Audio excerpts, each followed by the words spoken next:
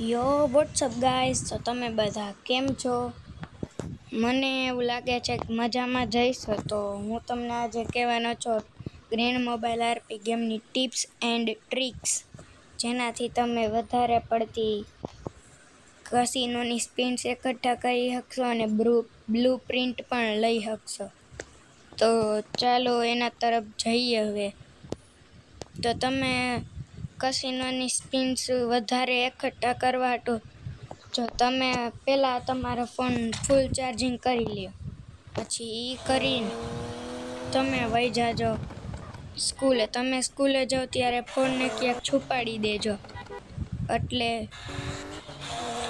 કોઈ જેમ કંઈ અહીંયા કોઈ જોવે નહીં, અને ગેમ ચાલુ રાખીને વયા જાજો સ્કૂલે. પછી આવો ત્યારે પછી એક બે તો સ્પિન્સ થઈ ગઈ છે. એવી જ રીતે તમે કરશો તો એ સ્પિન્સ થઈ જાય. પછી હવે તમે જાઓ, તમારે વધારે પડતી બ્લુ પ્રિન્ટ એકઠા કરવા હાટું જોવો. પહેલાં તમારે જવાનું આમાં ગ્રેન્ડ અરીનામાં, પછી આમાં જો આ ડર્બીમાં જઈને એમાં પૈસાય મળે. એ ડર્બીમાં જઈને તમારે ખાલી ગાડીઓ આમ હાંકીને એકબીજાને નીચે પાડવાને. એમાં પહેલા નંબરે આવો તો 12,000 પણ મળે ગાઈસ. એક જ વારમાં પહેલા નંબર આવીને તો 12,000 મળે. તો તમે વિચારી શકો છો કે આખો દીમાં કેટલા કમાઈ શકો. અને બીજું છે કે તમારે કાંઈ લેવું હોય, જેમ કે મારી ફેમિલીમાં આવવું હોય તો આવી શકો છો, જગ્યા ખાલી જ છે. આવવું હોય તો મારા અપાર્ટમેન્ટે આવજો. જોકે હું તમને એડ્રેસ કાલ દીધો જ તો યુઝનીની અંદર ક્યાં હતો, અને એનો ટાઈમ રાતે 9 વાગ્યાથી 10 વાગ્યા સુધી મને મળવાનો. ઓકે ગાઈસ, તો આટલું જ હતું. બીજું તો હું કાલે પોલીસે બન્યો તો મને ઓલું ખબર નહોતી ને કે ઓલું ઓર્ગેનાઇઝેશનમાં જઈને ઓલું બીજું નીચેવાળું બટન શું હોય વેરહાઉસની નીચે, તો મેં એ દબાવ્યું તો હું ઓટોમેટિક કિક થઈ ગયો ગાઈસ. કાલે જ બન્યો તો કાલે ને કાલે કિક થઈ ગયો. કલાકે માંડ થઈ હતી હું જોઈન થયો એને. આજે વળી પાછું થાય છે, આજે ગવર્મેન્ટમાં, કેમ કે હવે સીધું ગવર્મેન્ટ જ આવશે મારે. તો બીજા કંઈમાં જવું જ નથી. જઈશ તો એ અરજામાં પોલીસમાં જ જઈશ. કાયલું એમાં ગયો ને પછી કલાક ન થઈ ત્યાંમાં નીકળી ગયો. બોલો, મેં કીધું આનાથી શું થાય? તો એમાં લખેલું આવ્યું for you choice you lived AP. લે, મને ખબર નહોતી એટલે. તો હવે આપણે આવી ગયા છીએ કસિનોમાં. ચાલો કરીએ સ્પિન્સ. મને એક જડી હતી એટલે ચાલો કરીએ. મેં લેસન કરવા તારે બેઠો ને ત્યારે સવારનો ચાલુ રાખ્યો તો, એટલે લ્યો બાબાજીનું ઠુલ્લું જડ્યું. અને ફેમિલીમાં આવવા હાટું તમારે 50,000 દેવા પડશે. અને નહીં દો તોય હાલશે, પણ રેન્ક હાટું દેવા પડશે. બાકી ફેમિલીમાં આવવાનું તો ફ્રી જ છે. તમારે જેને પણ આવવું હોય એ જોવો, હું તમને કહી દઉં એક મસ્તની લોકેશન અરજામાસની અંદર. ત્યાં તમારે મને મળવા આવવું હોય તો આવી શકો છો, એમ કંઈ નથી. જો એ મસ્તની લોકેશન તમને કહીશ. પહેલાં જો આપણે અહીંથી જાય તો સીધામાં એ લોકેશન આગળ પહોંચીને જ વાત કરી. તો ગાઈઝ, આપણે અરજામાસની અંદર એન્ટર થવા, તો ચાલો એન્ટર તો થઈ ગયા. હવે આપણે જઈશું આમ.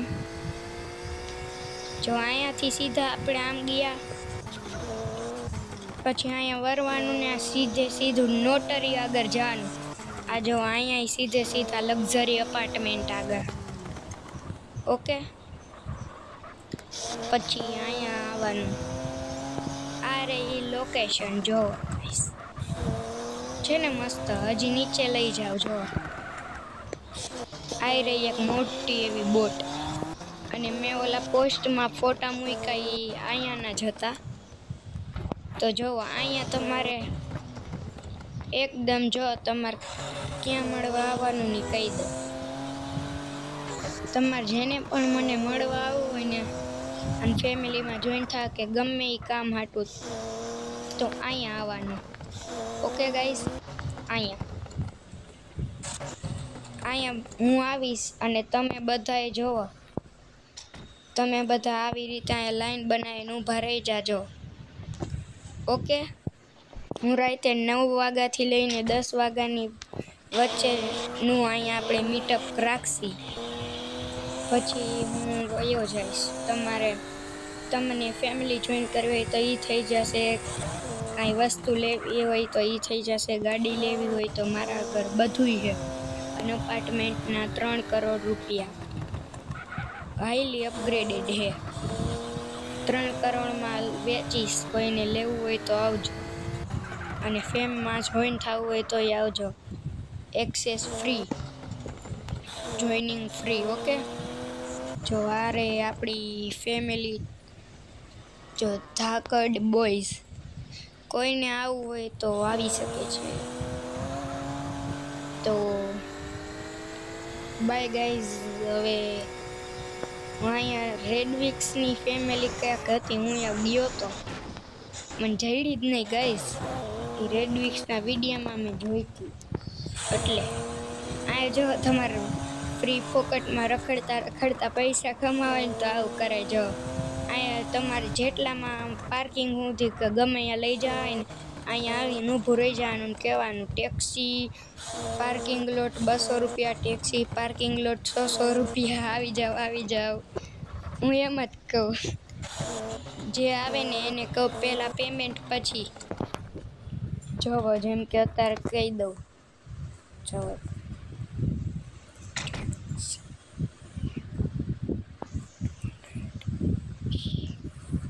જો ટેક્સી $200 ફર્સ્ટ પેમેન્ટ, એવી રીતે કહેવાનું ગાઈસ. ફ્રી બિઝનેસ રખડતા થઈ જાય. તો સારું જોઈએ ને. અને કોઈને પણ આ નંબર પ્લેટ લેવી હોય તો એ મારા આગળથી કોન્ટેક્ટ કરજો, હું દઈ દઈશ નંબર પ્લેટ. ઓકે ગાઈસ, જો આવી રીતે કોકને કોક આવી જાય અને પેમેન્ટ ન કરે ને તો આમ કરીને આમ જો પછી ઓર્ગેનાઇઝેશન હોય તો સારું. અને પછી જો એમાંથી બહાર કાઢી નાખવાનો, એમાં કાંઈ હોય નહીં. નિકલ્ડ યો જોવો આવ્યો આવ્યો. જો હું તો અહીંયા બસ લઈને આવું તો બધે કોક તો પેસેન્જર આવતા હોય ને તોય ન લે. હું તો અહીંયા કલાકે ઊભો રહું, કોક તો આવી જાય, 1-2 તો આવી જ જાય. હું અહીંયા કલાકે ઊભો રહું પછી આગળ વધું એટલે કોક આવી જાય. કાં તમારે એમ કહેવાનું હાલો આપણે લોંગ ડ્રાઈવમાં જાય છીએ, એમ કરીને આવી જવાનું. જો ગાઈઝ, હવે આજે અહીંયા આપણે ઇન્ટરવ્યૂ દેવાનું છે. અહીંયા આવશે. તમારે મને મળવું હોય તો 9 થી 10 ના 8 થી 9 વાગ્યામાં આવજો. મેં જે લોકેશન કીધી ને અહીંયા 8 થી 9 વાગે આવજો તમે.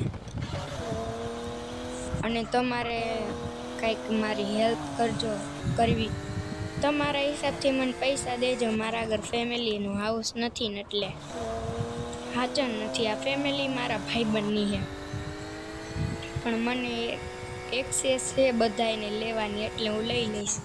પછી પૂછશે ને તો કહી દેવાનું. એ ના ન પાડે કાંઈ મને, એ ખાલી પૂછે જ એટલે હું કહી દઈશ કે મારા સબસ્ક્રાઈબર છે એટલે કાંઈ ન કહે.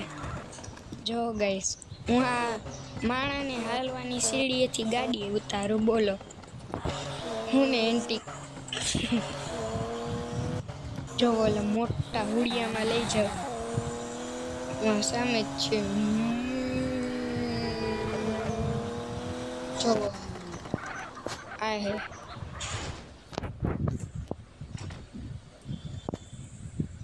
જો આઈ રહ્યું ઈ. છે ને મસ્તનું. જોવો. આહા. અહીંયાથી આપણે હાંકવા માંડવાનું. પણ ગાઈઝ મારે ગાડી વેચવી છે અને અપાર્ટમેન્ટ 3 કરોડમાં વેચવું છે. ગાડી એક 5 લાખમાં વેચવી છે અને બીજું તો હવે સ્કિન ને એવું વેચવું છે. જો તો ટાટા બાય બાય, મળીએ રાત્રે લોકેશને. આ લોકેશને મળી રાત્રે. તો ત્યાં સુધી ટાટા બાય બાય. અને 8 વાગ્યાથી 9 વાગ્યા વચ્ચે આવવાનું છે. Bye guys.